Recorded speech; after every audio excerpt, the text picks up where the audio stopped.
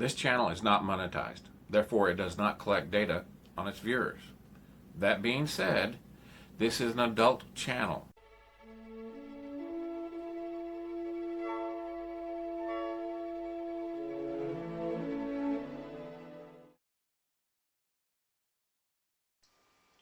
In this issue, we will be reviewing the Reman Warbird Scimitar, eaglemoss Star Trek collections. It is 890 meters long, and its weapon is Thalaron, a Thalaron weapon. They mention Thalaron quite a bit in Star Trek The Next Generation. Let's see.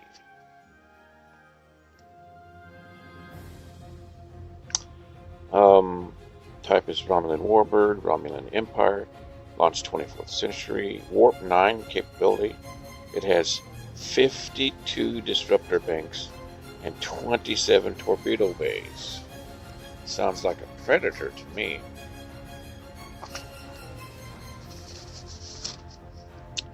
When the Scimitar was ready to deploy the Thalaron weapon, the wings folded out, giving it a menacing shape. That looks like almost like a lion fish or something. I think Picard had one in his aquarium, in his office. I got to be honest, these overcomplicated designs that come out sometimes are not to my liking. Shinzon took power in 2379, supported by the Romulan commanders Saran and Donatra, and Senator Talora. The Scimitar was a Reman ship that was constructed in secret. How did he do that? And was used in the coup that brought Shinzon to power. The Remans were an oppressed race who mined dilithium on the Romulan sister planet Remus before they rebelled. How do you build that big thing in secret?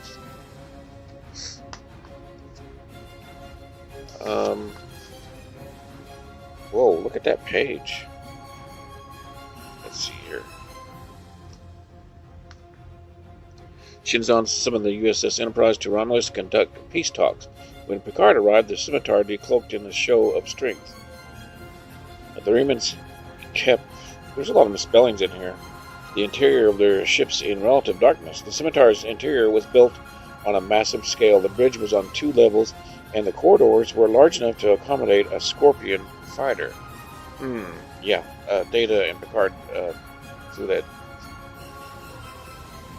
Scorpion fighter down through the halls. There's a good shot. Yeah, that's right after they had rammed them, maybe.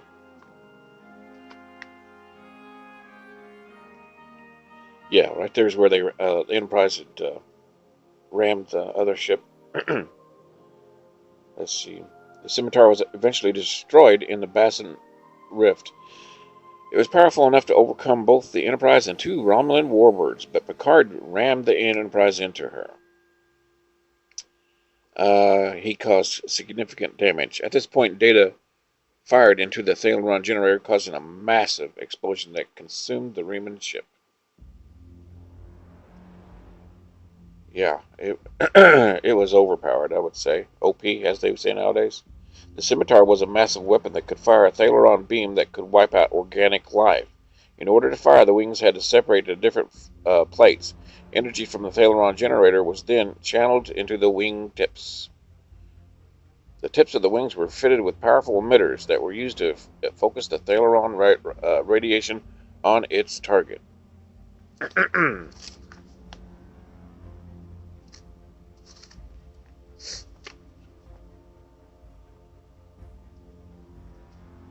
Shinzon was a clone of Jean Picard. The Romulans originally planned to use him to replace Picard, but the plan was abandoned, and Shinzon was sent to the mines on Remus. He fought in the Dominion War before assembling an army and seizing power on Romulus.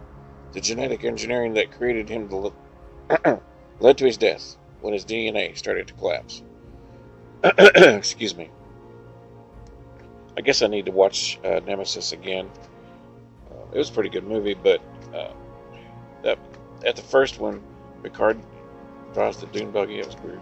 Look at how this page is messed up. Look, something's leaked onto it. that just was, and this is not the only problem with this issue. That's really bad. Some sort of leak. Got styrofoam on my arm. It looks like a bat, doesn't it? It's supposed to look like a predator, of course. It is a warbird, So I'm glad the leak didn't happen on this page, because these pages when they have these nice graphics are one of my favorites. And there's the wings open. That's what I mean by all this complicated design. I know a lot of work went into it, but that's almost too much. I prefer something that isn't so complex. Maybe that's just. And designing the scimitar. It was like an enormous spider, and it dwarfed the Enterprise.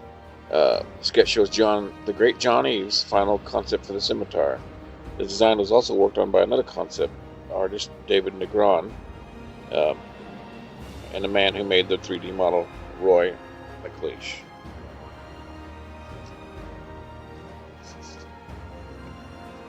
Eves was inspired by the scimitar design for this. It was inspired by the work of John Berkeley. Eves described it as a predatory fish, which reminds me of the I think it's called a lionfish in Picard's aquarium. I forgot his name though. The various design stages here.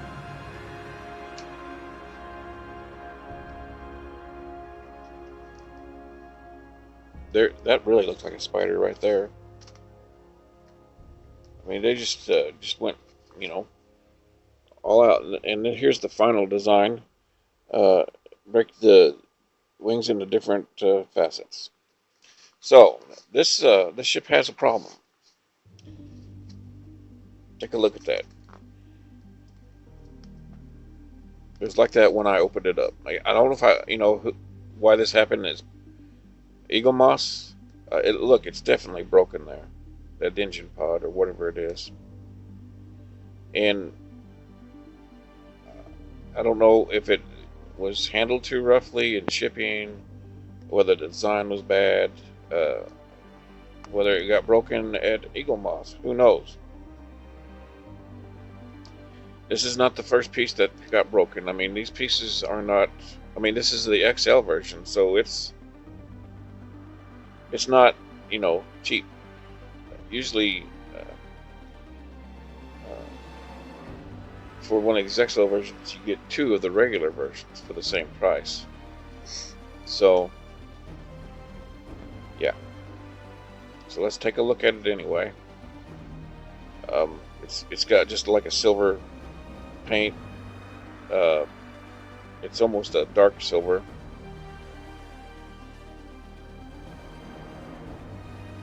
Lots and lots of detail there. Lots of detail. Of course, the wings do not separate. While this issue has some problems, where else are you going to get a model like this? I mean, I don't think anybody's making any files of this for 3D printing or even garage kits. I like the blue windows that they have there, that they put in there. I guess they're windows. I'm not sure.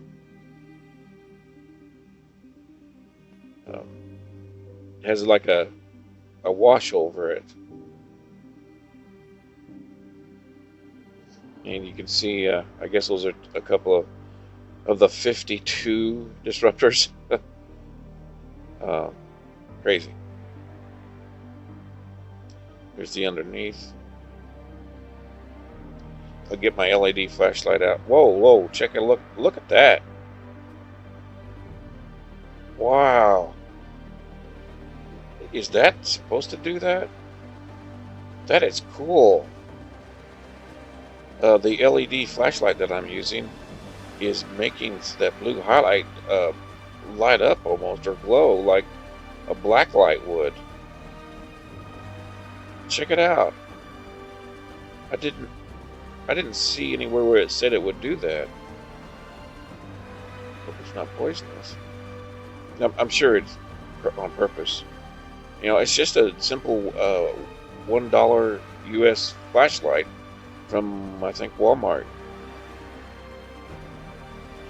That's cool. I'm pleasantly surprised by that. As you can see, the two bottom engines, or whatever they are, they're on there fine.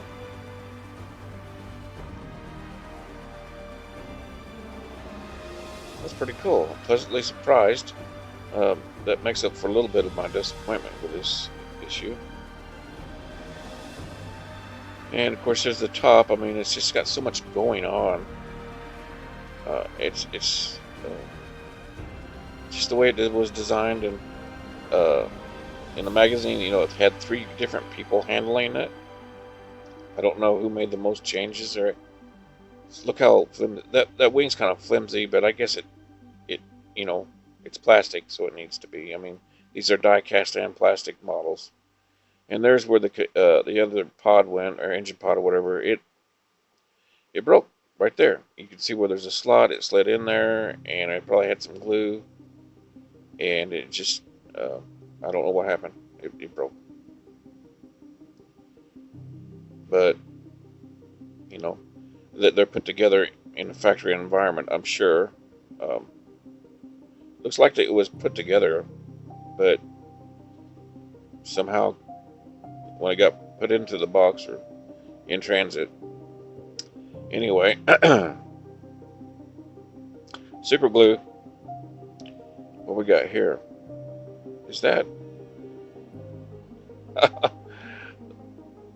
I'll try to get in there and look better. Look, is that 2 like bug pincers on there? On the back?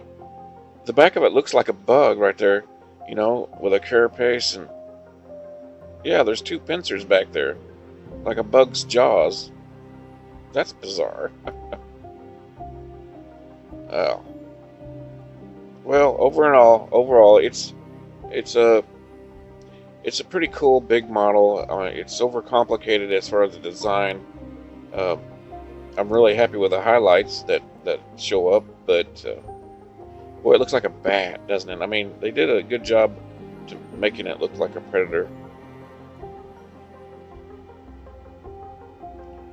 Well, thanks for watching, and we will see you next video.